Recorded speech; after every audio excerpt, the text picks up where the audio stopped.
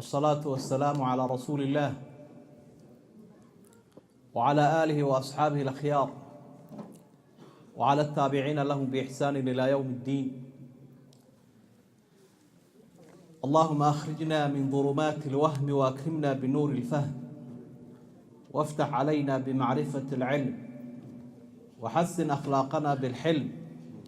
وسهل لنا أبواب فضلك وانشر علينا من خزائن رحمتك يا أرحم الراحمين.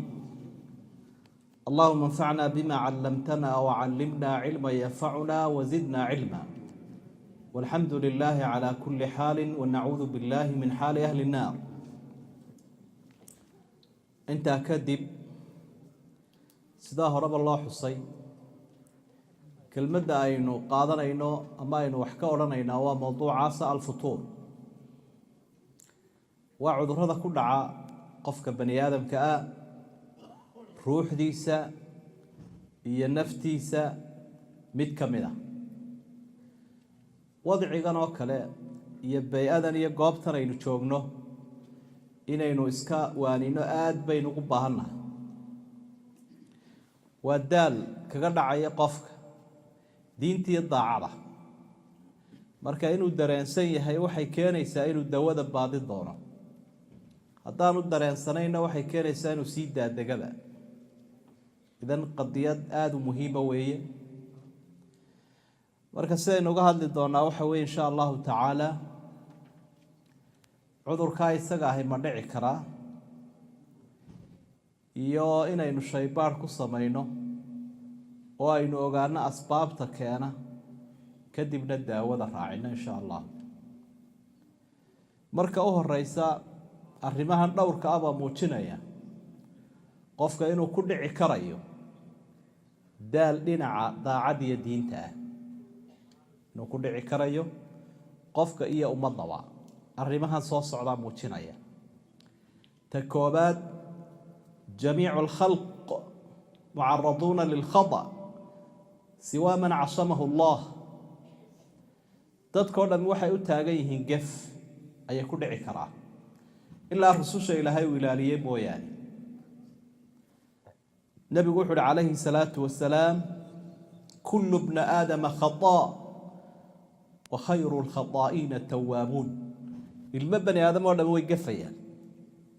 wuu iswada raaciyey nebigu. dadka gafana waxaa u fiican kuwa ilaahay u toobad keenaya subxaana wa tacaala. kullu bnu aadama khataa wa khayru lkhataa'iina tawaabuun. marka kolleyba waad gafaysa. waxa qofka daalka ku keenayaana sida sheekhii iga horreeyey uu ka warramayay waa macsiyada iyo gafafka iyo dunuubta uu ku dhacaya qofka. marka taasi waa mid. qur-aanka kariimka haddii aada akhrido waxaa ilaahay uu xusaa dunuubta. aayado badan baa markaa wuxuu raacinaya ilaa man taaba qofka toobadkeena mooyaane, qofka toobadkeena mooyaane. marka gefkii wuu dhacaya. inta dembi dhacayana daalkaasi wuu imanaya. sidoo kale rasuulku sala allahu calayhi wasalam wuxuu xusay in xikmad ilaahay meesha taallo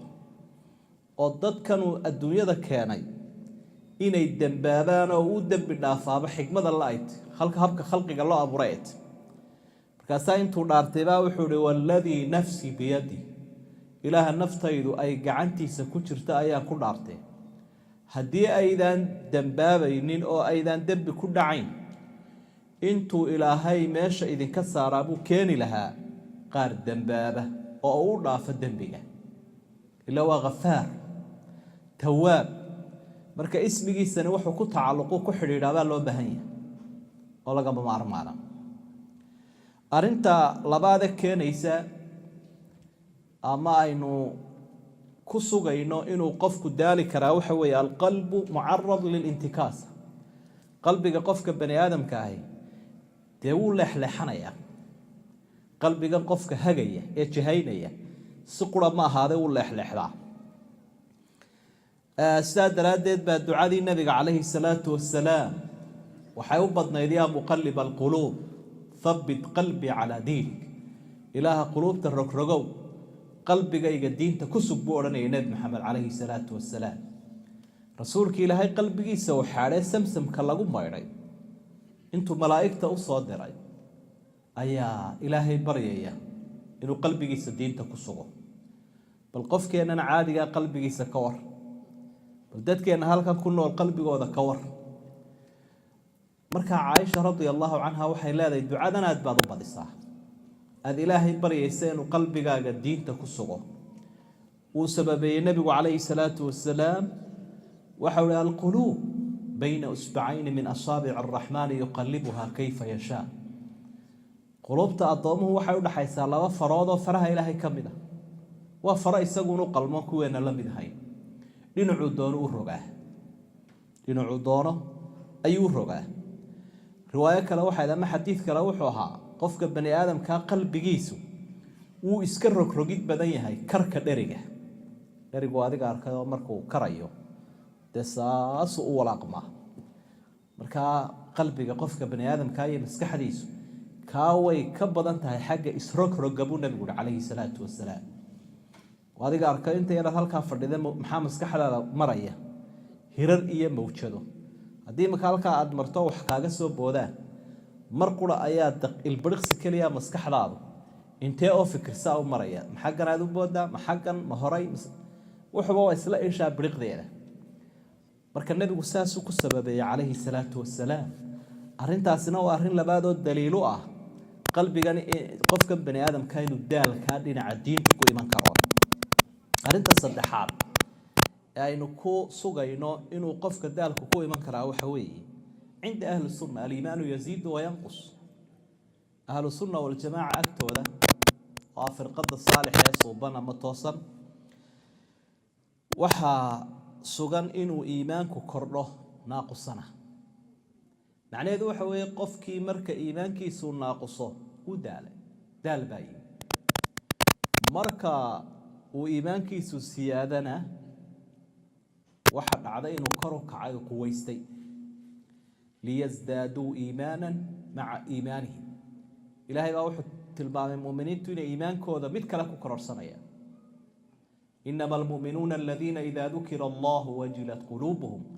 وإذا تليت عليهم آياته زادتهم إيمانا وعلى ربهم يتوكلون آياتها إلهي بإيمانك والزيادية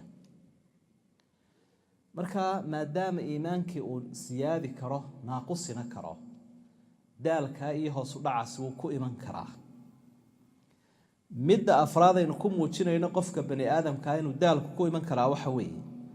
دي قفك لا يكون على الدرجة العليا دائما halka u sareysa marnaba ma noqon karo qofku mid ku taagan oo ku adag nabigu calayhi salaatu wasalaam ummadda uu la hadlaya wuxuu leeyahay qaaribu wasadidu dhodhoweeye oo toosnaada macnaheedu waa maxay ma dhammaystirnaan kartaan wey kolba qofku jidkan uu hayo ilaahay xaggiisa u sii hayo kolla dhinacan uga dhacaya waa dawaafic iyo nawaasic iyo caqabaat jidkan aynu jannada usii marayno ilaahay raali noqoshiisa ku gaadhayno waxa uu leeyahay waxyaabo dawaafic ahoo shaydaanka xaggiisa ka imanay hore kuu riixaya ku turunturaynaya waxa uu leeyahay waxyaabo nawaasic ah oo hareeraha kaaga dhufanaya adigoo waddadaa iska haya lagu dayn maayo xaggan baa lagu dhufanaya waxa uu leeyahay caqabaat falaqtaxama alcaqaba dhagaxaan iyo kurtimo aanad mari karayno mararka qaarkood lagu hordhigayaa jira sidii isbaaradoo kale idan waa kaa nabigu le dhodhoweeya qaaribuu wasadiduu iskuna daya inaad toosnaataan waxaa inoo muujinaya xadiidkii saxiixu muslim ku sugnaa qisatu xandala asxaabigii xandala la odhanayay ee markii uu nabiga u soo cawday yidhi naafaqa xandala isagaa issheegaya ninkii xandala la odhan jiray wuu munaafiqoobay buuli macnaha ninkani wuxuu dareemay hoosu dhac mararka qaarkood ku yimaada iyo daal markaasaa wuxuu uhi xandala wuu munaafiqoobay markuu nebigu weydiiyeyna wuxuu tilmaamay markuu nebiga ag joogo iyo markuu reerkiisa joogo inuu kala duwan yahay oo laba shakhsiyadood uu kala noqdo markuu rasuulka sala allahu calayhi wasalam iyo xadradiisa qaaligaa joogo qima meel sare u taagan yahay وحين يعافس الأولاد والأزواج يتغير markuu laakiin ehelka iyo ubadka iyo oorida iyo adduunkiisa dhex galo wuu isbedelaa ninkaasi daal buu dareemay xaaladda iyada nabigu calayhi salaatu wasalaam xadiidka sidaa marar badan wacdiga ku maqasheen waxa uu tilmaamay inay wanaagsanaan lahayd qofku xaaladan oo kale inuu ku jiro khayrka badan oo sidaa uu masaajidka ku joogo inuu mar walba noqdaa way u fiicnaan lahayd malaa'igta ilaahayna way ku soo dhowaan lahayd laakiin ma karaya qofkii sidaa darajadaa u sarreeya kuma hayn kara nafta saaca wa saaca waa kii nabigu calayhi salaatu wasalaam cid walba in xaqeeda la siiyo saacadeeda la siiyo afartaa arrimood waxaynu ku muujinaynaa ama ku sugaynaa inuu futuurkan iyo daalkan inagu iman karo wadaad iyo waran leh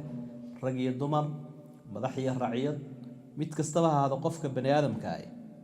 mar haddii aan rusushii ilaahay ahayn inuu qofka daalkaasi ku iman karo markaynu intaa ka soo gudubno waxaa laga maarmaana cudurkani inuu ku hayo iyo in kale inaynu shaybaadh ku samayno dhakhtarku waxaa la ogsoon yahay had iyo jeer qofku marka uu soo cawdo kolkiiba dawo uma qoro waxa hayana hore iskagama qanciyo laakiin wuxuu u diraa laabka si loo tashkhiisu daa'i qabla dawaa in cudurka horta la muujiyo oo la helo wuxuu yahay kadib baa loo qori karaa markaa daawada marka qof walba inaga midihi qodobadan soo socdo naftiisa ku eegaya hadii waxyaabahan soo socda mid kamid ah aynu isku aragno macnaheedu waxa weeye anna hunaaka futuran in daal jiro weeye arrimaha naftaada ku shaybaadhaysa ku eegaysa qofka bani aadamkii been isuma sheego haddii uu doonayo inuu isagu run isu sheego isku qancin karaya arrimaha waxa u horeeya qaswatul qalb qofku inuu qalbigiisa dareemo inaanu sidii hore ahayn xagga qoyaanka oo qalbigu diinta ilaahay buu ku qoyaa daacadu ku qoyaa xusuusta ilaahay buu ku qoyaa marka kolka qalbigaaga garan weydo sidii hore ku garan weydo waa inaad ogaataa in daal jiro qalbigaas ilaahay xusaa waxa uu fawaylun lilqasiyati qulubuhum min dhikri illah ulaa'ika fi dalaalin mubiin halaag waxa la buu ilaahay kuwa qalbigoodu ka engegay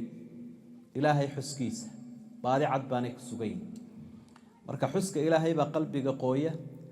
qalbiga xuska ilaahay uu ku yaraada ama xiisayn waayana wuxuu noqday mid qalafay ama qalalay ayuu noqday qalbiga Allah inoo qooy nimanka gaalada baa ilaahay uu ka warramo wuxuu yiri thumma qasat qulubukum min ba'di dhalik inta kadib qalbigiina uu qalafay qalbigi ayaa qombabayo isbedelay ilaahay wasillanaaday waxa quraanka kariimka ay xusay in qofka bani aadamkii markuu quraanka kariimka akhriyayo isbedelada uu maro uu ka mid yahay marna inuu qalbigii iyo dareenkiisii kor u kacayo oo raqbad iyo jacayl iyo abateed wanaagsan galayo marna qalbigiisii naxyo الله نزل أحسن الحديث كتابا متشابها مثاني تقشعر منه جلود الذين يخشون ربهم ثم تلين جلودهم وقلوبهم إلى ذكر الله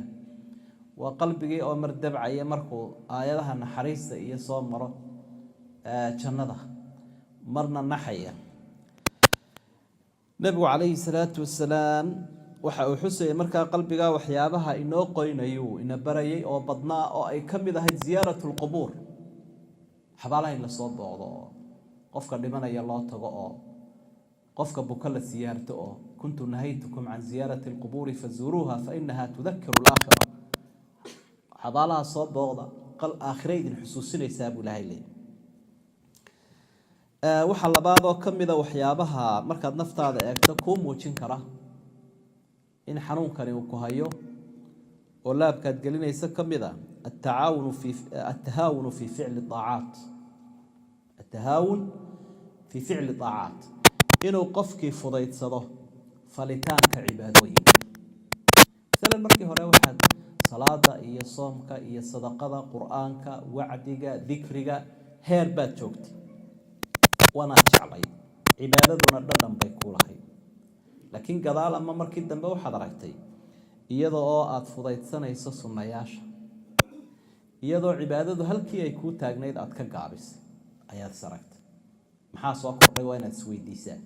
إلا مركي هربا عدا صوم كصنها بسومي شرتي صلاة الليل صلاة الضحى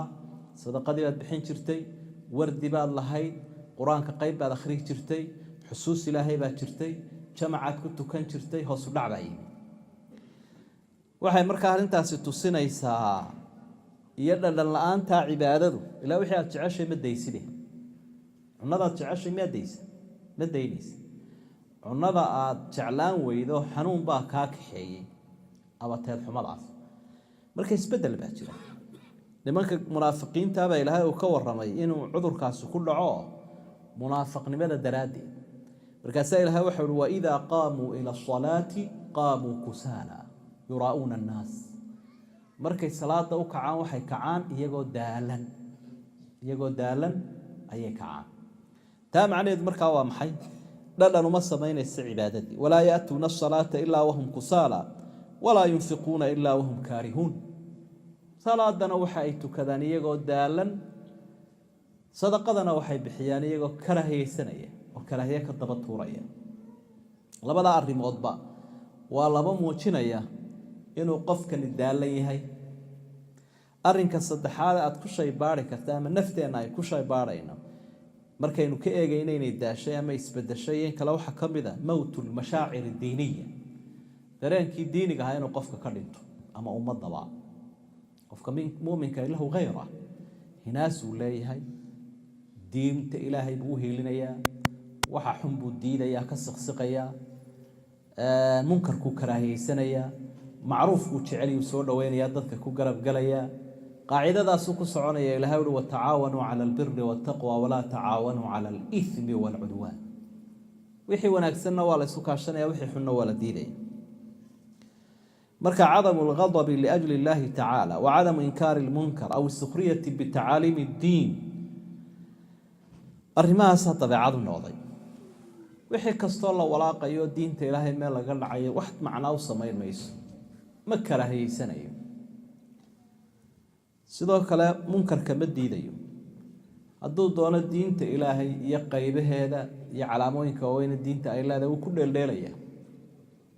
waa jees kelmadda xumi wax dhiba lama laha haddii reerkooda la caayo bud buu qaadanaya u dagaalamaya haddii ilaahay diintiisa la caayana wax dhiba agtiisa lama laha marka arrinku halkaa uu gaadho macnaheedu waxa weeye waa daashi waanaad isogayna waad silantahay doqontu way taahday meel laga raacaysa ma garanaysa baa uu taahayaa qofkani uu xanuunsanaya laakiin meesha laga raacay muu garan idan marka arrintaasi waxay daliil u tahay ilaan dareenkaagii diiniga ahaa waa ka naaqusay in daal jiro arrintaasina waa mid saddexaad arrinta afraad ay noo muujin karta qofku markuu naftiisa eego hadduu runu sheegayo inay daalan tahay waxa weeye cadamu shukr fi saraa'i wadarraa inaanu qofkii mahadnaqin markuu dhiban yahay iyo markuu dheef haystaba waxaanay ahayd haddii dhibku soo gaadhana inaad sabirto ilaahayna u mahadnaqdo haddaad dheef iyo deeq iyo nicmo heshana inaad ilaahay u mahadnaqdo subxaanahu wa tacaala dhaqanka iyo tilmaanta iyo sifada mu'minkana saasuu ku sifeeyey nabigu calayhi salaatu wasalaam qofka mu'minka ah marnaba ma ajri waayo marnaba haddii dhibaata ay heshiye hadduu wanaag helaba ajri buu leeyahay axadu aclaami salaf dadkii saalixiinta mid ka midii wuxuu lahaa wallaahi khayrka aanu ka helayno daacada samaynteedu naguma filla laakiin waxaanu ku kabaynaa musiibada ajrigaanu ka helayno haddii musiiba nagu dhacdo suuq baabaanu ka raadinaynaa buu leeyahay ajri marka musiibadii baa ajri uu ka helayaa qofkii daacadiina ajri buu ka helayaa labadaas account-kii ugu wada dhacaya kan kale laakiin nicmana kuma mahadnaqina uu ku kibray musiibana uu ku sabri kari waay bal ummadaha la nooshinaaga nicmo shukrigeed ma yacrifuun ma garanaya musiibo ku dhacdayna waa ibu leeyahay maxay igu dhacday dee wax walba waan sameeyay xagay ka timi balaayadani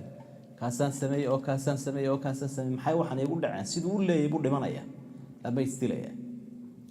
nabigu wuxuu calayhi salaatu wasalaam ajaban li amri almu'min inna amrahu kulluhu khayr in asabatu sarra shakara fakana khayran lahu وإن أصابته ضراء صبر فكان خيرا له وليس ذلك إلا للمؤمن على معنى الحديث قفك مؤمن كأرنكيس لا يأبو لي النبي عليه الصلاة والسلام لا يأبو لي إيمانك سدرادي هدي دباتا يكون دعدا هدو داف هي خير هلا إلهي بو مهدقا خير بيو نقول هدي دباتا أي سوق عدنا وكصبر يا خير بيو نقول أرنتا مؤمن كون بالله النبي عليه الصلاة والسلام لبدا الريموت بينو كم عاشو كفايديستو قفك إيمان كلا بالله النبي عليه وينو قمر خاتي فرينا صومها النبي وقمر خاتي فرينا صلى الله عليه وسلم وهي وصوتها بتين وأركتين فرق أول حياة قفك الشهادة هي إيمان كلا يك كلا أرنتا النبي وكهذا قفك الله شقيس بعد أركتي قفك الله شارت هاي بعد أركتي قمض الله نوش هاي بعد أركتين إيمان كلا هاي وليس ذلك إلا للمؤمن أرنتا المؤمن كون بالب النبي عليه الصلاة والسلام أرنتا شنادة كنيسة أما كون موجين كريسة إن نوع ذلك سوق عليه وحوي المجاهرة بالمعصية قف كينو الدم بقى موجسته ضدك أنا كبقرنبا أو كفانا با حضارة دي البحنمة يرهر مقال لما بضبا وحبضنا قفك مسلم كيو معصية الدم بوقوه ودينتيسو ay u sheegto ku qanacsan yahay ayaa maanta horumar iyo xadaarad iyo wax la iibiyo noqday Soomaa ya wata gabadha halka iyadoo qaawan bay ka soo baxaysa meel walba waxana lagu leeyahay dhakadeeda qaawan iyo laabteeda qaawan ayaa deel la iibinaya intaas ayaaba ku jirta baa lagu leeyahay waxa aad lagu suuq keenayo ma khamrigi maxaan ku laada macsiyadii fuxshigi wax walba وايه نبي عليه الصلاة والسلام وكور ما يوحد كل أمتي معافى إلا المجاهرين أمتي إذا دندن بقوال قال في أبو الرسول صلى الله عليه وسلم هو معصية إيا حمان تلجهر مويا قفك معصية لجهر كفانا كرو قاضية إن دتك كقرين أينين دب داف بمبله إلهي كما دافي لارنتاي إذا النبي قوسي سببية وحول دحلا يبو حمان سببية إلهي بأسطري مركز نفتي سكة قاضية مرضي إلهي وصار حلا وحسن سمي كاسان فراي هالكاسان ومرني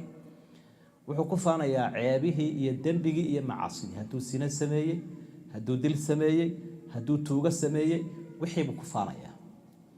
حرفض يا حيرد يو حمانتي وأركه كل أمتي معافى إلا المجاهرين وحل لو قلت توبة قبل وادي توبة شروط ما لهاي توبة شروط ما لهاي من شروطها محاكمة ده إنه قفك كحوي هاي معصية ده كدم قريو كراهية يسده تاسا توبة كم ده هاي تمان ما بك حما معصية دي وكفانا يا أبا بركة توبة دي سيد الله أقبل يا شروطها هذه ميت كم ده وماشى كبحي إنه دم قضاء هذو وروره أو جبته سيهان أصحاب رضوان الله عليه نسحابي يا وحصمين يا وحن دم بهاين لكن دم بوق يسوق أرضي الرسول قوي منايا كاسول له وحسن سمي وجبنايا والكاسول النبي يقول لنا عنو جت السنة لنا عنو جت السنة واحد عضي إنه عمر بن الخطاب حاس كيسي بالرمضان لون كضي يسوق جبنايا النبي قوي منايا كاسول له دم بما كل عاي كان سمي محاسن ما يصير حاس كي أنا نقول صوم لون كضي إنه خطر وين كل عيبه مركا وركا ما دام وحلو ديري أجمع ريبا نبي واقعي قنعنا يا له هذا وحي لبنت أذو بيا كله غلقضي وأنا لقين هذا بيا كله غلقطات سكتفطه وأنا لقين ده صوم كميو كاتشوا يا ما يبور ده هذا نبتنا ما يبور متكلا جوار بردون كنايا الجنبية يسوق جبنا يو إيمانيا نبي جو إيمانيا عليه الصلاة والسلام إن الحسن أقم الصلاة طرفي النهار وزلفا من الليل إن الحسنات يذهبن السيئات إلهي بتشوابه آيات كسول هاي كسود الشنية يذول الله صغيرة ذا أي دم بقات كل عضي وحق لقاقنا في صلاة يا وراء الله إيمانيس ما بالك كتمشى يا حمان يا السناء يا خمر كفانا يا نبر كور لبدا سيد سؤال من كريان إذا وحين نكوضنا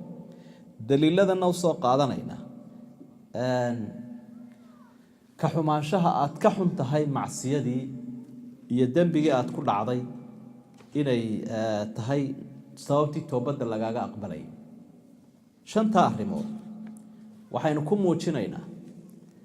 ama aynu ku tilmaami karaynaa inay tahay wixii aad ku shaybaari karaysay ama aad ku muujinaysay cudurkan ku haya shanta arrimood iyo wixii la mid ah haddaad aragto inaad silan tahay oo lagugu soo kordhay ogow aanad caadi ahayn arrinkaagu markaa wuxuu u baahan yahay inaad dib u eegto oo dhakhtarku marka uu eegayo wuxuu dhaha talow sidii dawadii ku munaasibkayd loogu qoro qofkan talow fayraska ama bakteeriyada ku dhacay maxay tahay noocee weeye waa taa culture-ka loo sameynaya baaritaanka kulba mid lagu eegayo markaas waxa laga maarmaana cudurkan isaga ah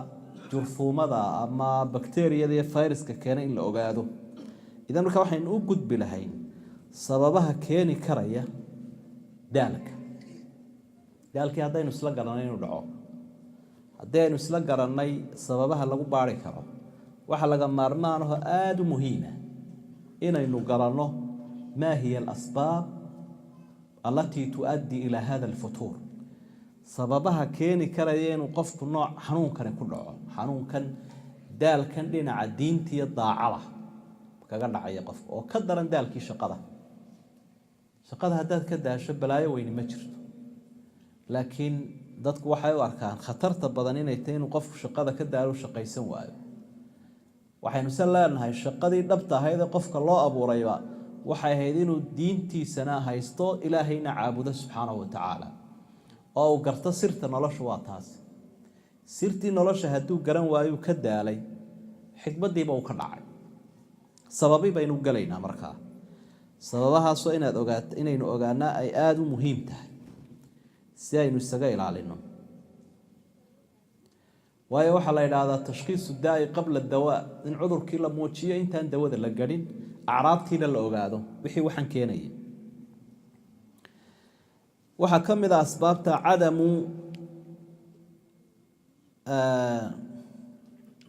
tajdiid alcabdi iimaanahu min xiinin liaakhar addoonkii oo aan ku dadaalin cusboonaysiinta ama cadamu tacaahud alcabdi iimaanahu min xiinin liaakhar inaanu addoonkii iimaankiisii cusboonaysiinin dib u habayn ku samaynin kobcinin oonu korinin daawaduna waxay la socotaa inta aynu ku daaweynayno cuduradan mid walba kanunbay la socotaa ka soo horjeeda wey qofkii iskuma dayaya inuu ku dadaalo inuu iimaankiisii cusboonaysiiyo iimaanku qalbiga qofka wuu ku baaliyoobaan buu nabigu yidhi calayhi salaatu wasalaam si ka badan sida ay maradu u baaliyowdo marada qofku waa tabaaliga noqota ama hunka si ka badan buu iimaankuna qalbiga qofka ugu baaliyoobaa marka iimaankiina cusboonaysiiya buu nabigu leeyahay calayhi salaatu wasalaam waxa uu leeyahay asxaabiga la odhan jiray abudardaa min fiqhi alcabdi an yatacaahada iimaanah addoonka aqoon-yahanimadiisa iyo indheergaradnimadiisa waxaa ka mid ah inuu ku dadaalo iimaankiisa tacaahud baarbaarid eegid u fiirsasho dabagal inuu iimaankiisa eego waxay ka mid tahay aqoon-yahanimadiisa halkay dadkeennu aqoon-yahan u arkaan qofka danihiisa iyo dhaqaalihiisa iyo xisaabtiisa iyo aan gafin aqoon-yahanka asxaabigu kaasuu ku tilmaamay cumar ibnu khadaab allaha ka raali noqdo ummaddan dadkii tusaalaha u ahaa wey waxa uu leeyahay halumuu nasdad iimaanan fayadkuruuna allaha tacaala kaiira asxaabtu la hadlaya wuxuu leeyahay sukankeena aynu iimaan kororsanno ilaahay baa la xusayaa shay inaguba aynu yaraysanaba ayaa asxaabtu intay isugu yimaadaan qur-aanka tasbiixda xamdiga cilmiga ayaa la wadaya iimaankiisaasaa lagu cusboonaysiinaya cabdillaahi bn mascuud waxa uu leeyahay allaahuma zidnaa iimaanan wayaqiinan wafiq ilaahay iimaanka iyaga noo kordhi ilaahu noo siyaad iimaan iyo yaqiin kalsooni iyo faham aanu fahamno diintaada arrintaasi aada bay muhiim u tahay gurigaaga markaad tagta habeenkii waxaad ka fikirtaa maanta talo maxaa wax kuu kordhin karoo khayra aada samaysa wax kaa dhimi karo oo shara maxaad samaysa inaad daraasadaa dib ugu noqoto arrinta labaad ee sababta u noqonaysa inuu qofkani daalo waxa weeye aljahlu bimaa acaddahu allahu tacaala lilmuttaqiin inuu qofkii ka jaahil noqdo wax oo aanu garanayn oo aanu u hanweynayn wuxuu ilaahay awliyadiisa u diyaariyay subxaanahu wa tacaala miyaynu iska camal falaynaa markaynu imika camalkan samaynayno iskama samaynayno camalkan waxbaynu ku doonaynaa soo ma wayn soom baynu halkan waynu soomaynaa salaad ictikaaf cilmi baynu dhegaysanaynaa sadaqaynu bixinaynaa maaha inaynaan wax ku doonayn waxbaynu ku doonaynaa ilaahay maxaynu ka doonaynaa inuu inaga raali noqdo jannadiisana uu inageeyo allah jannadiisa ha inageeyo ilaahay jannadiisa ha inoogu deeqo waayo qofka muuminka ahi jannadaas uu ordayaayo camalkan ilaahay uu kaga iibsanaya uu qabanayo o dhan ina allaha ishtaraa min almu'miniina anfusahum wa amwaalahum bianna lahum aljanna wax kala iibsi buu ilaahay tilmaamaya tijaaruu tilmaamaya qur-aanka dhexdiisa iyo baac mushtari aynu ilaahay la galayno wixii uu ku siiyuunbuu kuleeya wax igaga iibso wax ka wanaagsan maad arki isagaabayna siiyeyba haddana wuxuu leeyahy wax igaga iibsada addoonka yara miskiinkunbaaba la tijaabinayaaba inuu noqdo mid iimaanloo daciifa iyo inuu ilaahay ku kalsoonaado subxaana wa tacaala taladiisana qaato qur-aanka waxaad aada u aragtay iyada oo uu qur-aanku ka waramayo jannada aada in fara badan naartana uu addoomaha uga digayo marka taa macnaheedu waa maxay waa jeclaysiin ilaahay uu jeclaysiinayo jannada ayuu dadka jeclaysiinaya marba nooc buu usoo bandhigaya ma odhan karno wuu xayeysiinaya laakiin wuu inagu dhiiri gelinaya maxaa la xayeysiiyaa wixii dee nuqsaan leh soo maa wixii shayga haddii lagu idhaahdo waa la xayeysiiyey marka hore aanu iskii isu taagi karayn hadduu yaa wax iskii isu taagi karaya xayeysiisba uma baahna marka waxaynu leenahay jannadu ma aha markanuu ilaahay noo sheegaya inuu inoo xayeysiinaye waxa weye inuu ina kicinayo abaabul buu inagu samaynaya oo uu inagu abaabulayaa sidaynu u heli lahayn jannada ah marka haddii qofkii uu taa kaba dhacsan yahayba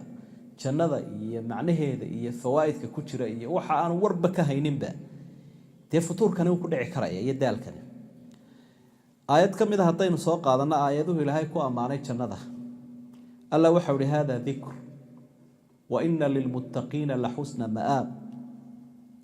jannaatu cadni mufataxatan lahum alabwaab متكئين فيها يدعون فيها بكل فاكهة كثيرة وشراب وعندهم قاصرات الطرف أتراب هذا ما توعدون ليوم الحساب إن هذا لرزقنا ما له من نفاد الله وحول dadkii ilaahay ka cabsaday waxay leeyihiin meel wanaagsan ay u noqonayaan meel fiican oo lagu soo ururayo oo la degayaa bay leeyihiin oo jannooyin sugan albaabadana loo sii ballaqay haddaad gargaraacaysa meesha aad tegayso hawl baaba kaa gaadhaysa intaad taagan tahay baaba bacadkii roobka ku dilaya laakiin mufataxatan lahum alabwaab albaabadu way u sii furan yihiin oo si weyn baa loo soo dhowaynayaa dadkaa ilaahay jannadiisa uu ku casuumay muttaki'iina fiihaa way ku raaxaysanayaan yadcuuna fiiha bikulli faakihatin kaiiratin wa sharaab waxay wacayaane u yeedhanayaan khudrad kasta iyo cabitaan kasta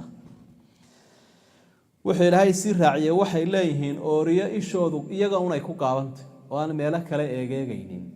oo cafiifaad ahoo iyaga jecel ilaahay wuxuu leeyahy maalinkan wixii aan idiin diyaariyey waa waxan wuxuu ugu bushaaraynayaa ina haada la risqunaa maa lahu min nafaad arsaaqadaanu idin siinay waa tan mana dhammaanayso laa maqduucatin walaa mamnuuca marka waxaad arkaysaa aayaadkiioo ilaahay uu noogu ammaanaya jannadii falaa taclamu nafsun maa ukhfiya lahum min qurati acyun waxa ishu ay ku qabowsanaysay halkaa yaalla cidina ma oga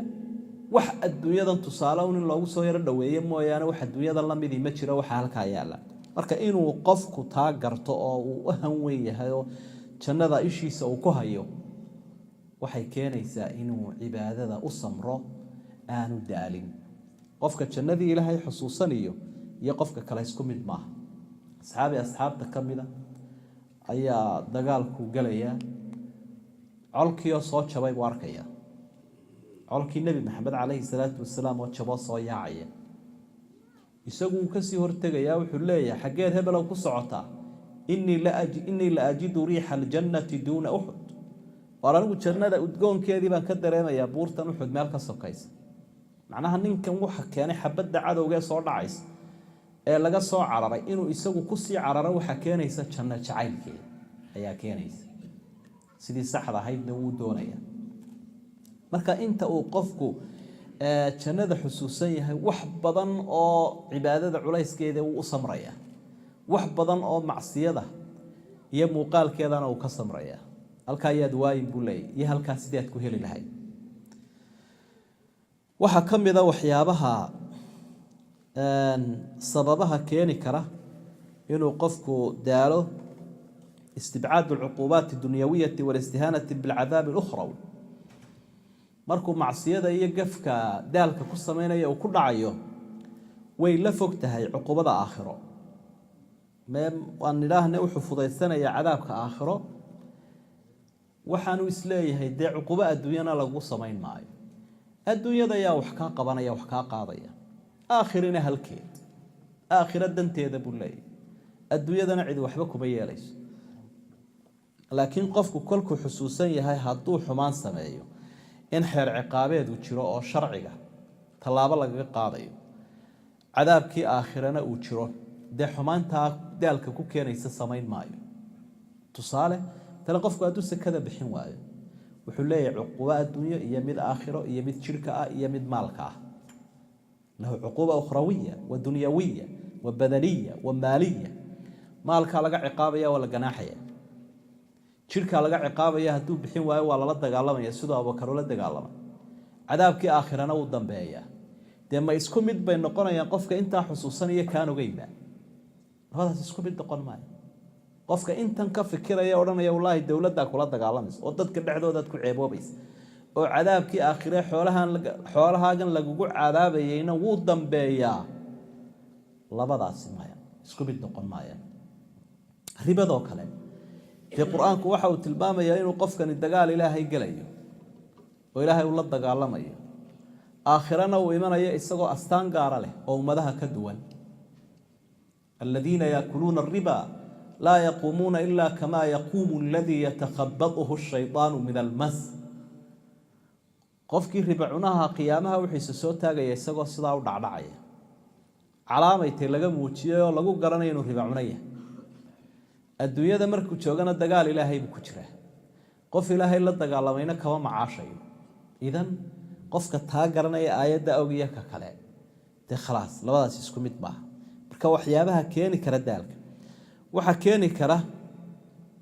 al-inbihaar bidunya wa zinatiha inuu qofkuba la ashqaraaray ama la amakaagay ama ay la weyn tahay adduunyada iyo bilicdeeda adduunyada iyo bilicdeeda iyo dhaldhalaalkeeda halkaas uu dhaxmaraya wuxuu leeyahay wardaarahan iyo beerahan iyo biyahan iyo waxaan isku qoofalan war meeshu cajab badan sidoo kale dadka bahashan watana iyadana waa la dhacsan yahay taasoo kalena waxay keeni kartaa qofku inuu ka daalo daaraha dhaadheer iyo biya waxaanu sheegnay sidoo qofkii u heli lahaa iyo adduunyada noocyadeeda ayaa ku weyn qalbigiisa idan markaa uu daali karaa diintii uu ka daali karaa quraanku aad buu uga digaa adduunyada 140 meelood ayaa ay ku soo arooraysaa digniinta oo adduunyada ka digayo 100 siyaada meelood ayaa adduunyada iyo aakhirada Ilaahay isbarbar dhigaya subhanahu wa ta'ala tan ay nagu abaabulaya tan ay nooga digaya wax sahlan ma aha intaas oo aayadood waxay ka hadleen Ilaahay baa noo yeeray wuxuu yaa ayuhan naas ittaquu rabbakum wakhshaw yawma Ilaahay ka cabsada maalina ka cabsada la yajzi walidun an waladihi wala mawludun huwa jazin an walidihi shay'an wa maalinka labadii daleedadii isugu dhawaa waxba aan isku tarayn waalidku waladkiisa waxba kuma tari karo waladkuna waalidka waxba kuma tarayo quraanku wuxuu arrimahan u soo qabanaya bani aadamka in badan oo kamida ayaa waalidkuna waladku isku haleeya waladkuna waalidku isku haleeya tiima jirta buu Ilaahay leeyahay wuxuu raaciyay rabbi inna wa'da allahi haqq fala taghurrannakum alhayatu ad-dunya Ilaahay ballantiisu waa dhabo kale aakhira waa u socotaane adduunyadu yaydin dawakhin Ilaahay yaydin weydaarinin yaydin ku kadin فلا تغرنكم الحياة الدنيا إلهي با يقانا أضوامها iyo waxa lugooya dunyadu yeedin lugoyn ay aakhira idin seejin ummadaha aan islaamka ahayn liiska miya aakhira ugu jirtaa waxa aakhira la yiraahdo liiska ugu ma jirto miya barnaamijyada ku aragteen mid aakhiro ma taalo waa adduunyadaas ay ugu dhantay فضيل بن عياض إمام كان لورنشرو عبادة بدنا وحول جعل الله الشر كله في بيت واحد وجعل مفتاحه الدنيا وجعل الخير كله في بيت وجعل مفتاحه الزهد في الدنيا إلى هاي بلايا دوران يشر كوران انتو أروريبو قوري سوقي قوريقا بلايا دو كورو سنتي مفتاحي سنوحو كارلقى الدنيا ده مركا قفك الدنيا حنبارتا مفتاحي شركو قاتبو لي دار هدو الدنيا قاتو آخريس كيتاقي مفتاحي شركو ستاه خير دان انتو لهاي أروريي أيو قوري سوقي مفتاحي سنوحو كارلقى الزهد في الدنيا لا عن الدنيا قفكو الدنيا ده لحيا كساهدة والدنيا دي قفكو وجوغا لكن اسكو إلاوي ماي سوا كشقاي سنايا اساقو عنايا اساقو نقايا رسايا أيا هدنا وحو دياريها آخر يوم من الأيام إنه تنكا صفريا أبو أغيه مركا لبدا قريبا تشربوري فرياشا قادنا إيسان هي مفتاحا قادنا إيسان برهدا كفكرا ورقي سرت فهميوي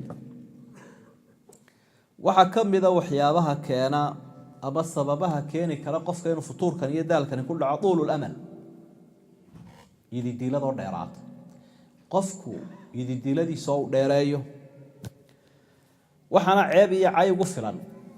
آيات القرآن ذرهم يأكلوا ويتمتعوا ويلههم الأمل فسوف يعلمون إلهي بوحول إن من كان قال هذا اسكده وهن شباد هعنان وهعبين ويدي لذا سهم مشغول سهدوا بيقرن دوران هيسكع عنان وهيسكع عبين ويدي لذا هكون نولادين هدوا حقاري قرن دوران بعد فوات الأوان انت وقت قول عفوي marka inuu qofku inuu yidiladiisa dheereeyo oo mowdka iska fogeeyo oo geerida xusuusan waayo waa sababaha keenay inuu qofku daalo diintii daacada faydsado tala waxaad ka fikraysaa leedahay 5 sanadood kadib waxa samee 10 sanadood kadib waxa samee haduu mid ku xusuusiyo war insha Allah leh waxaad leedahay la samax Allah harbi arma dhimataabu mid kulay markaasaad leedahay la samax Allah إلهي ما قدره وقدر يا نفتو كاتريا ما لقان شقة كلا لهين باكرة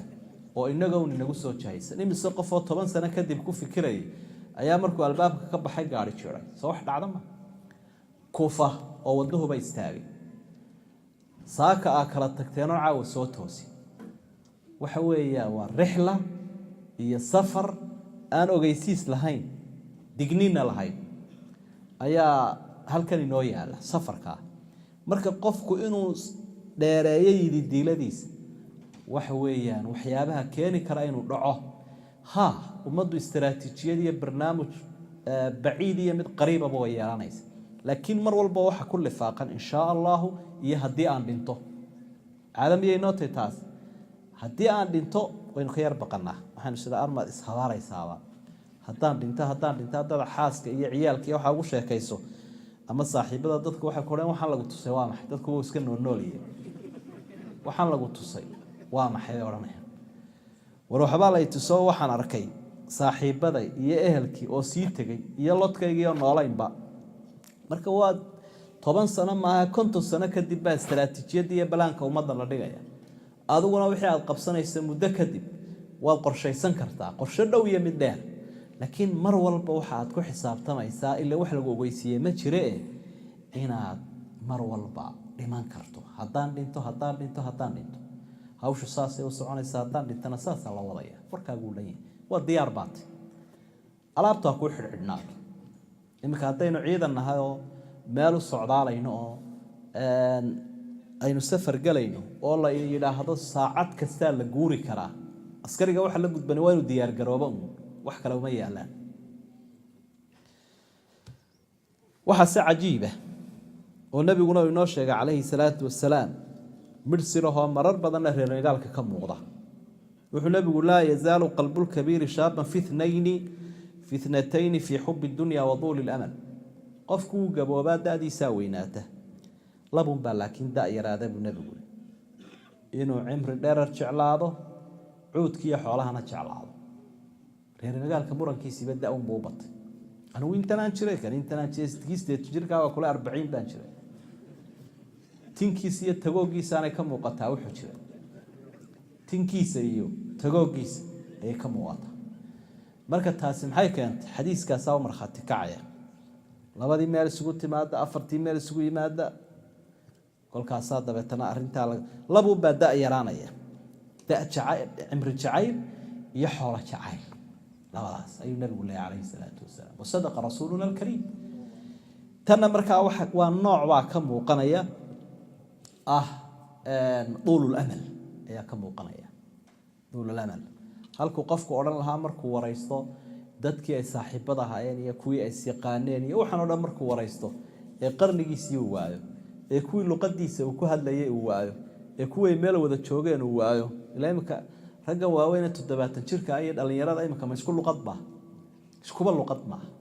inuu weyn oo aan meel wada joogno boqol jir baa ku yiri maxay imka kugu daran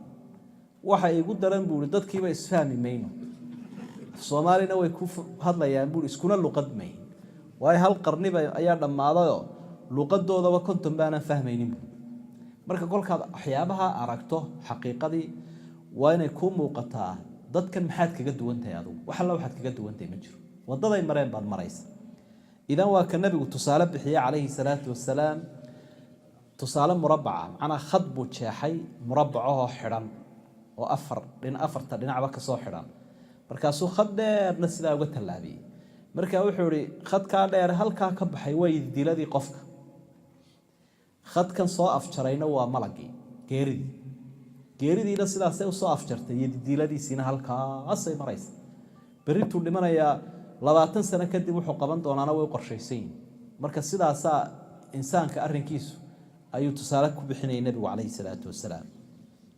waxyaabaha keena futuurka iyo dalka waxa kamida tahmiilu al-insani nafsuhu bima la yatahammal aw bima la yutiq qofkii bani aadamka haayo naftiisi dusha ka saara waxaanu kari karayn insaan wa khuliqa al-insanu dhaifan soo ilaahay ma oran qofkii bani aadamka wuxuu ilaahay abuuray isagoo dhaif oo iska tamar daran marka wax calaykum min al-a'mal ma tutiqun rasuulkeenuna wuxuu leeyahay sallallahu alayhi wa sallam amalka waxa qaadataan waxa kari karaysa waxaydaan karaynin ilaahay ha ugu cibaadeysanin ha ugu dhawaanina rabbana wala tuhammilna ma la taqata lana bih ilaahay waxaan kari karaynin dusha naga saari inna ad-diina yusrun wa la yushadda ad-diina ahad illa ghalaba diintu way fududay qofka isku adkeeyo diintana arxjabba ku yimaada marka nusuustaasi waxa ay tilmaamaysaa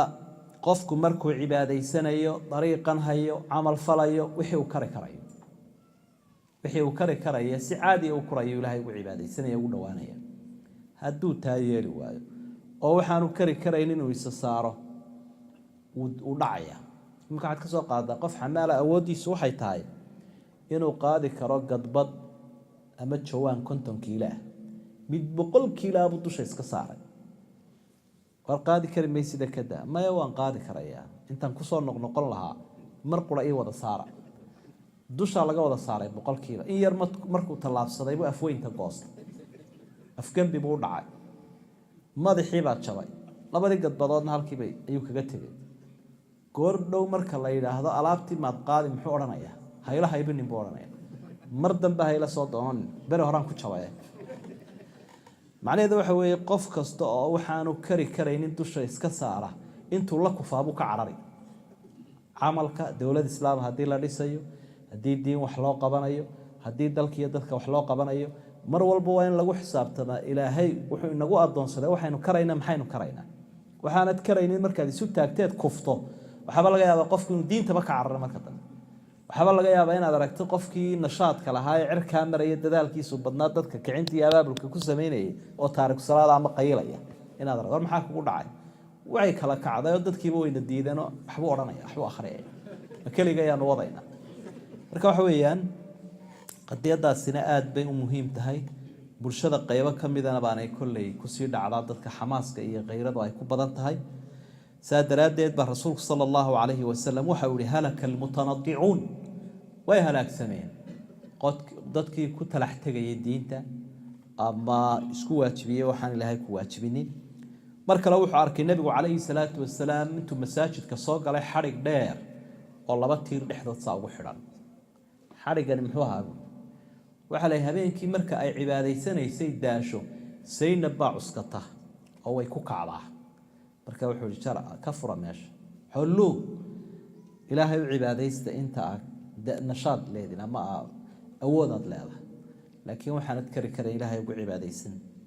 asxaabtii daada yaray dadaalka badnayda firfircoonay waxa kamid ahaa asxaabiga la oran jiray Abdullah ibn Amr ibn Aas ayaa kamid ahaa abateed badan cibaadada u hayay iyo jacayl cimrigayga macaan dhalinyarannimadayda ayaan doonayaa buu lahaa inaan cibaadada u kaashado ku raaxaysto markaasuu nabigu maqlay calayhi salaatu wasalaam isaga qaarkoodo dheeraynaya xaasaskii nabiga u yimaadeen waxay ka warwareysteen nabigu sidoo cibaadaystaa cibaado caadi oo qofku kari kara loo sheegay marka waxay dhan maya inagu waynu ka dheeraynaynaa nabiga ways qancinaya sababtoo ah ilaa isaga dambiga hore iyo kii dambe bay ilaahay ka dhaafay maxaynu kaga dayanaynaa shakilaan bas qancinaya inaga dambigeena badan bayna wax hore wax dambe la inaga dhaafayna ma jiro idan waa inaynu sida mid wuxuu dhaanu waan soomayaa maalin oo dhan mid kale wuxuu dhaanu waan habeen oo dhan baan cibaado u taagnaanaya mid kale midba wax buu sheegay kolkaasuu nabigu arkay inay tadarruf badan ay ku soo socdo waa kii intuu ka daba tagay qabtay hatta Abdullah ibn Amr al-Aas abihiina buu guuriyay waday uu la dadaalayo inantii buu mar dambe soo booqdayo kolkaasuu ninkii ka war ninkii ma aan aragnaa habeen oo dhan cibaado u taagay maalin oo dhan uu soomay isaga faraashka ba soo fuulay waa kii ku xanaaqay inanka marka taa maxaa keenaya qofkii oo naftiisa isa saaray culays badan marka rasuulka sallallahu alayhi wasallam wuxuu doonayaa qofku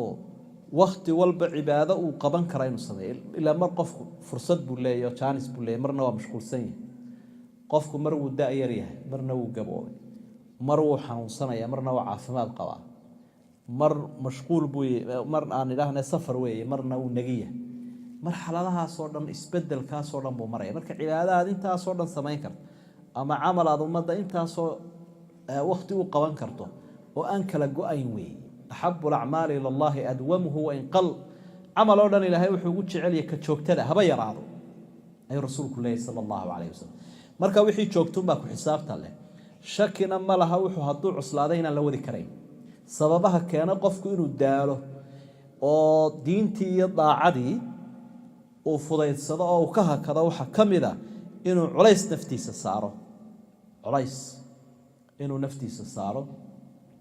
ayaa markaa taasina waa laga digaya waxa kamid ah sababahaas cudurka noocan oo kale ah keeni kara arrufqatu sayyi'ah dadka uu raacayo oo dad xuna waliba dadkiina halkan ku nool aad bay muhiim ugu tahay arintaas inuu qofku aad uga dadaalo saaxiibo xun iyo dad rafiiq ah oo xun oo raaco waxa la yiraahdaa as-saahibu saahibu al-awwal bisad والثاني بالسين يعني هذا waxa saaxiibku yasxabuka uu ku jiidanaya الصاحب الصاحب saaxiibku uu ku jiidanaya wax jira Soomaa waxay weeyaan waa qof ku lifaaqan oo kula socdo mid aad u xiyay adiguna aad wanaagsantii oo aad istiraahdo maalmaha hore waad hanuunin doontaa hada hagaajin iskala socod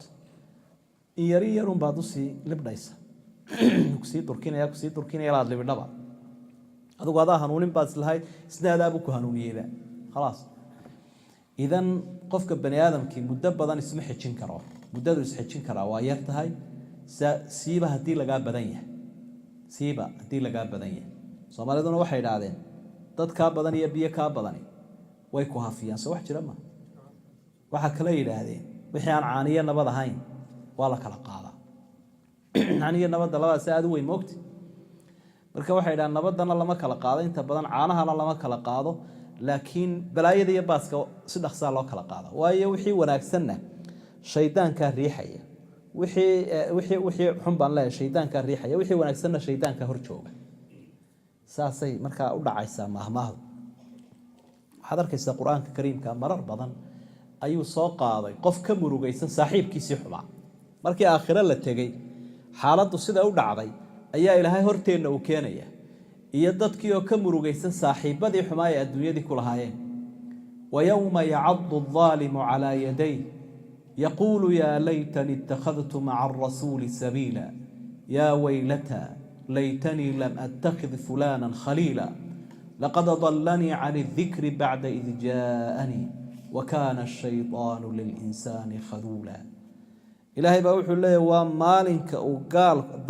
daalim buu ilaahay tilmaamay gaal iyo islaamba uu noqon kara farta dhexda ka qaniini doono fartuu dhexda ka qaniinaya macnaha qofku hadduu farta dhexda ka qaniinay waxay ka turjumaysaa inuu arax jabay oo inkaari ku dhacday wuxuu leeyahay maa nebi maxamed raaca calayhi salaatu wasalaam maxaan hebel u raacay waa hebel u eeday oo adduunyadii inkaaraha u jiiday maxaan hebel u raacay laqad adallanii can idikri bacda id jaa'anii qur-aankii buu weydaariyey intuu qur-aanku yihi gaalkii shaydaan iyo shaydaan baa ina bani aadam halaagay oo fogeeyey waxaa qur-aankeenu mar kale uu tilmaamay dadka wanaagsan haba la quursado hoosba ha loo eega inuu nebigu ka ag dhowaado calayhi salaatu wasalaam nimankii gaaleed rasuulka u yimaadeen sala allahu calayhi wasalam rasuulkii ilaahay bay u yimaadeenoo waxay ku idhaahdeen maxamedow waa quraysh odayaashoodii maalqabeenkoodii dadkii maalkiiyo magaca lahaa wax isbidayay nebigay u yimaadeen markaasaa waxay idhaahdeen dee addoommahan iyo dadkan fuqaradeed la joogta bal ka soo yaro dhexbax mararka qaarkood oo annaga nala majaalis oo meel nala fadhiiso si aynu wax u kala faa'iidaysano ilaa kuwaana lagu ag arki maaye odayaashii waaweynaa baanu iyo acyaantii iyo dabaqadii koowaad luqadii lagu hadli jiray marba wuxuun baa la sheegay nabigu calayhi salaatu wasalaam qalbigiisa waxa ku soo yaro dhacday bal marbarsiyahoodani ha hadhee asxaabtani ha kuu joogaana talow ma u tagtaa oo wakhti gaara ma siisa iyagana aad wacdido qur'aan baaba soo degayba واصبر نفسك مع الذين يدعون ربهم بالغداة والعشي يريدون وجهه ولا تعد عيناك عنهم تريد زينة الحياة الدنيا ولا تطع من أغفلنا قلبه عن ذكرنا واتبع هواه وكان أمره فرطا أدق بإلهي النبي قولها مركزا وحو إلهي كحج النفتار حتى هدي ديدنت مع الذين يدعون ربهم هو إله وعابد يقلن كهراء يقلن كذب إلهي درادي ولا شيء يريدون وجه إنها قناية كتلابن كوا إيش هذا هؤتاجن إنكار قبياش الدنيا قاضتي ولا تضع من أغفلنا قلبي يسيقف إلهي قفلي كوا هاضع أرنكي سنحت كذبها مركا النبي عليه الصلاة والسلام هل كاسوكو أتكيستي أصحابتي سي adduunna aan haysanin magac iyo maalna aan haysanin buu ku adkaysa waayo waa midho gunti ku jira kuwa geed saaran u tuuri maayo midhahaasi kuwa la sheegayaa waa gubadkan gubi doono iyo waxaad samayn doonto iyo waxa ka soo bixi doona laakiin guntigay ugu jiraan asxaabtan waa waxaas waxaynu uga jeedaa waa asxaabtii fuqarada ahaa waa asxaabtii qaarkoodba addoomaha ahaayeen masaakiinta ahaa qur'aan baa ku soo degay ilaahay uu nabiga si adag ula hadlayo leeyahay kuwaan la joog marka qadiyatu saaxiibka arintiisu wax sahlan maaha marka qofku haddii uu la saaxiibo qof wanaagsan oo markuu isaga arko ilaahay buu xusuusanaya oo aakhiro xusuusanaya oo din buu xusuusanaya oo cilmi buu xusuusanaya dadka waxa u khayr badan baa leeyahay qofka aragiisu ilaahay ku xusuusiyo sooma odayaasheenii hore rag badan oo kamidii waa joogaay waxa dhaqan u ahaa marka ay had iyo jeer culimada salaamaan waxay oran jireen allahumma salli wa sallim wa barik alayh ayuu salaamaya sheekh rasuul allahumma salli wa sallim wa barik alayh nabi ku salleeya maxaa isku xidhay sheekh iyo salliga nabiga qaarkood baan weydiiyay waxaan de nabigii baa lagu xusuusanaya aragiisu nabi maxamed buu xusuusiyay al-ulama warathatul anbiya waxay ahay aragti sax oo wanaagsan oo diinka turjumaysa qofkan diinta la xusuustay rasuulkiisii buu xusuusanaya sallallahu alayhi wasallam qofna marka aad aragto waxa laga yaabaa inaad riwaayadii heesiyo jaas ku xusuusato qofna waxa laga yaabaa inaad adduunyo ku xusuusto markuu kula soo fariisto markiiba calculatorkii aad iyo qalinkii aad soo qaadato oo tidhaahaye halkay maraysa dabeetana maraad xanaaqdo marna xayraanto mid kale waxaa laga yaabaa siyaasadii iyo xayraankeedii iyo xurgufteedii inuu ku xusuusiyo oo xiisad kugu kiciyo inta yar uu kula fadhiya xanaaqdaba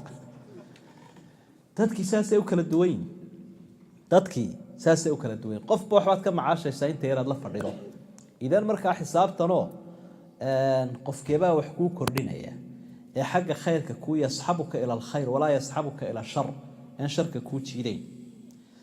waxaa ka mid ah waxyaabaha keeni karaya daalka cudurkaa isaga la yidhaha alfutuur fi aacati waddiin alincizaalu walinfiraad walcusla inuu qofkii gooni u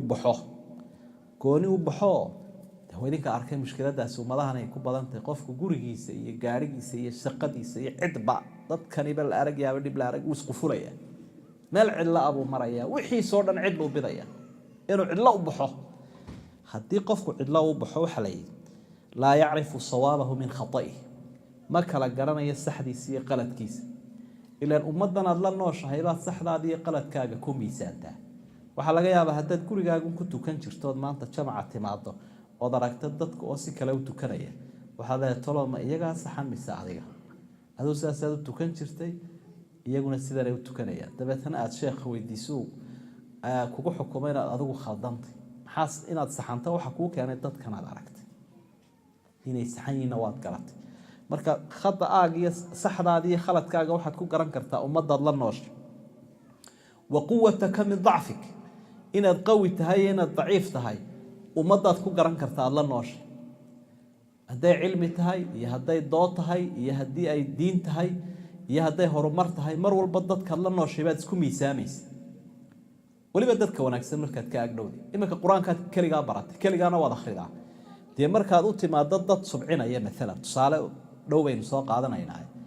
ee aada la subciso ee lagu wada joojiyo ardayganaa ku joojiyo kan kalea ku joojiyo waxaad leedahay wareer aniga waaba ila wanaagsanaa qur-aankaan akhriyayaa waxaa meeshii ka soo baxay waa maxay naftaadii waxaad ku qiyaastay oo sax inaad khalad tahay aad ku aragtay dadkan oo dhan intaan macallinba la gaarin ardaydii baa ku saxay sidoo kale adigu waxaad isu haystay inaad si wanaagsan wax u barato si wanaagsan aad u cibaadaysato laakiin markaad ummadii aad la noolayd taraawiixda iyo tahajudka iyo cilmiga iyo diinta aad aragtay waxaad aragtay inaad daciif tahay waxaynu uga jeednaa tusaale ugu soo qaadanaynaa arrimaha qofku naftiisa wuxuu ku miisaamayaa dadka kale marka inaad keli u baxdaa dhibkeeday leedahay inaad walaalahaaga waa xikmadda loo jideeyo jamaca maalintii iyo habeenkii ragga loo jideeyo 5 jeer soo ma 5 jeer baa jamaca la jideeyay oo dhan walba dhinacyo badan baynu iska saxaynaa xagga qoyska xagga qaranka xagga qofka xagga aqoonta cibaadada ummaddu intaa isu imanayso maaha waxaynu isugu imanaynaa tukashadan oo keliya lifaaq kala la socda wax kala ku lamaan halka imika markaad eegto dadka walaalahay halka isugu yimi way iswada salaamayaan way iswada wareysanayaan waxba isu ballan qaadayaan waxba isku tarayaan waxyaabo kala la socda barnaamij kale oo siyaasi ah ku jira iyo taraabud inta ka xeel dheer marka arintaasina ku xisaabtan bay leedahay waxa kamida cadamu macrifati illaahi xaq almacrifa sababaha waxa kamida inuu qofku garan waayo ilaahay garashadii ilaahay aqoontii loo baahnaa in la barto oo aad baran weydaa waxay keenaysaa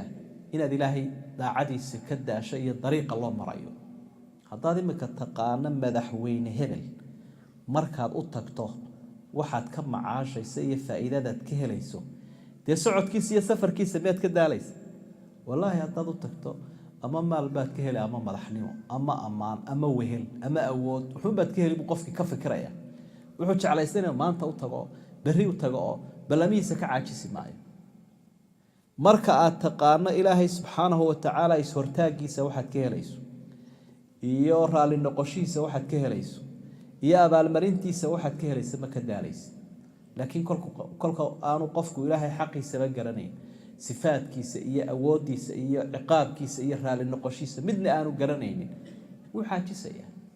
taasina waxay u baahan tahay in tawxiidka wax laga barto iyo caqiidadeena saliimka saxiixa ah iyaduna waa muhiim ilaahay baa wuxuu innamaa yakhsha allaha min cibaadihi alculamaa dadka ilaahay yaqaanuun baa ugu cibaado badan yastakfuuna min annaasi walaa yastakfuuna min allah wa huwa macahum ilaahay baa wuxuu isagoo dadka ka xishoodsiinaya qaarna eedaynaya dadka ayay iska qarinayaanoo ilaahay iskama qarinayaan isagoo wehelinaya waxaana yahay qofku raadaarka ilaahay iyo isha ilaahay inuu iska eego oo raasoo ilaahay kuma arkay maxaad u deynaysaa cibaadada maxaad xaraanta u sameeysaa maxaad u daalaysaa soo ilaahay kuma arko marka laba midab buu leeyahay qofka aan ilaahay iska eegayn de laba xaaladood buu leeyahay markuu dadka la joogana waa nooc marka kalena waa nooc إذا ما خلوت الدهر يوما فلا تقل خلوت ولكن علي الرقيب ولا تحسبن يغفل ساعة وأن ما تخفي عليه يغيب ninka shaacirka ah wuxuu leeyahay mar had maalinaad kali tahay ha oranin kali gayba laakiin ogow ilaahay raqiibka ah inuu ku eegayo inuu saacad qaafilkay uu ku moog yahayna ha moodin wax aad qarisaana uu ka qarsoomayo sababaha daalka keena waxa kamid ah istixqaar sagaa'ir dhunub qofkoo yaraysta dambiyada yaryar ba qofkii wuxuu leeyahay kan dhib male gabadha dabada si cadaynaysa ama faydatu leeyna iska yara khawsta ama iska egta balaya male ishayada maanaga meel aan u jeedinaba haysa waa tusaale inagu dhowba markuu masaaj ka soo baxay tan qaawan weegaya tan kale qaawan weegaya kan kale خلاص ishiisi wuxuu leeyahay isha halkan joogta miyaanu ilaalin karayna wax walba way eegi karaysa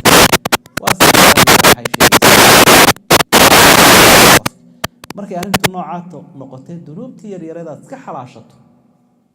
macnaha wuxuu leeyahay tusaalayaasha soo qaadanaynaa marka wax laga hadlayo tusaale dhow hadda soo qaadato wax la fahmi karo noqonaya laakiin tusaalaha hadii la durkiyo ma marka dunuubta yaryar ee aragga iyo hadalka iyo waxaasi ah hadduu qofku yaraysto way biiraysaa way weynaanaysaa dabeetana hoos bay u ridi kartaa qofka nabigu wuxuu calayhi salaatu wasalaam iyaakum muhaqqaraati dhunuub iska ilaaliya waxaan idinka digayaa dunuubta yaryar iska ilaaliya ha daa'imina ha joogtaynina waxa tusaale ka soo qaada 100,000 oo qof baa waxa la yiri mid walba 10 dhagax soo qaad halkan ku tuula de sawbuur yar noqon mayso 100,000 oo qof baa mid walba wuxuu soo qaaday 10 dhagax halkaas lagu tuulay oo lagu ururiyay buur yar bay noqonaysaa ibn Abbas baa la waxa la weydiiyay muxuu kala yahay dambiga weyn kabiirada ah iyo dambiga yar su'aal jawaab xigmadaysan oo dhaxal gala markaas waxa uu yiri la saghirata ma'a al-israr wala kabirata ma'a at-tawbah ma jiro dambi yari mar hadii la daaimayo la joogtaynayo kol hadii dambiga yara uu kugu biirayo ma yara dambi weyn haduu ka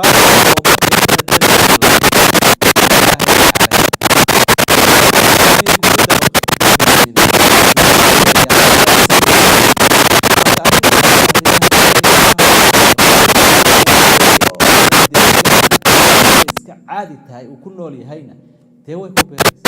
ما هو ولا خاسر ما هتم وكي راح يصير ما هتم عادي وحتم إذا وحيابات كمان القف وصنعه الانشغال بعروض المادية علوم المادية هو كليه هو نفط وضلقه هدو يهي مذ وحبرانية يهدو يهي مذ وحبرايا علم والله بقى يقول مذ كان إلى الدنيا ذا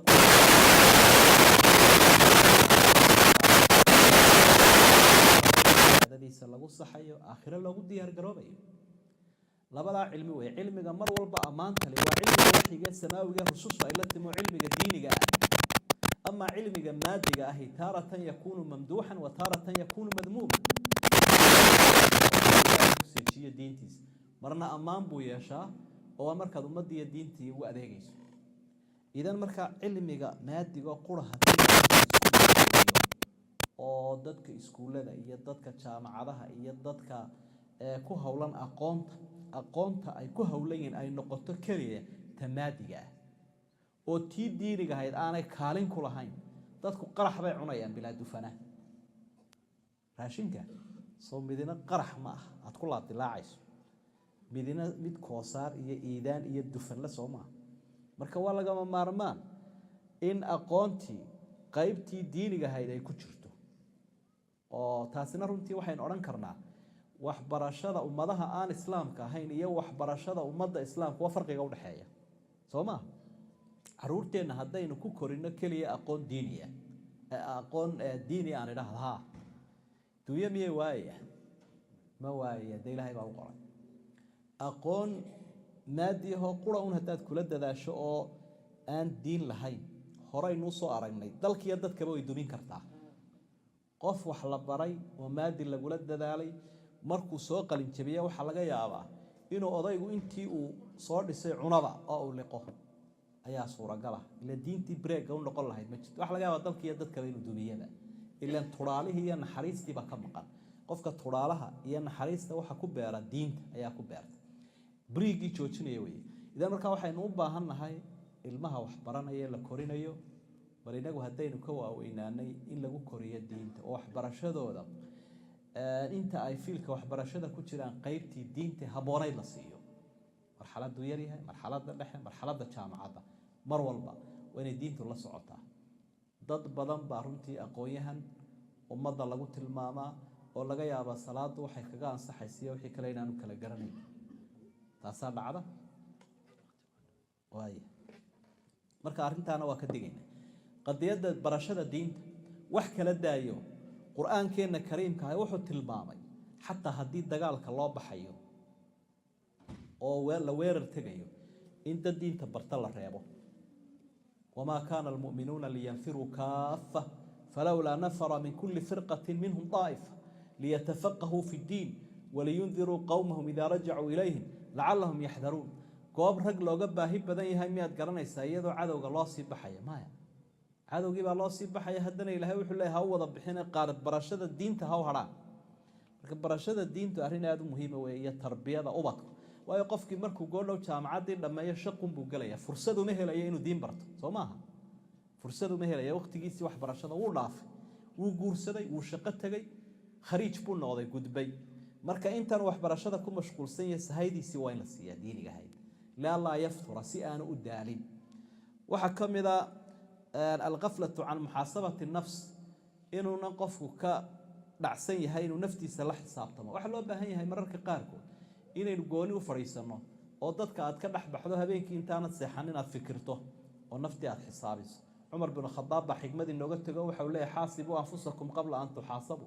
naftiina xisaabiya intaan laydin xisaabay. ninbaa wuxuu leeyahay anigu markaanu cidis haysano la igama gar helo intaanan geedka tegin baan gartayda si akhriya. haddaan wax leeyayna waan taga haddii kalena waan iska joogaa. ilaahay wax ma ka helaysaa mise waxba kuma haysid hortiisa waa inaad sii xisaabtantaa oo aynu gaar noqonnaa gaar u fikirnaa. ilaahay baa wuxuu leeyahy subxaana wa tacaala yaa ayuha aladiina aamanuu itaquu allah waltandur nafsun maa qadamat liqad wattaquu llaha ina allaha khabiirun bima tacmaluun. dadkii muminiinta buu ilahay u yeedho wuxuu ilaahay ka cabsada naf walibana ha eegto waxay aakhiro u horumarsatay. waltandur nafsun maa qadamat liqadin aroorta buu ilaahay leeyahy mabuu odhaninba qiyaamaha wuxuu ihi aroorta kullu aatin qariib bacda alyawmi qad. maanta berri unbaa ku lamaan wax kastoo soo socdaa waa berri. naf waliba waxay berri u sahay qaadanaysa ha eegta buu ilahay subxaana wa tacaala. marka inaad taa ka fikirayso aakhiro ka fikiraysa iyo horjoogsiga ilaahay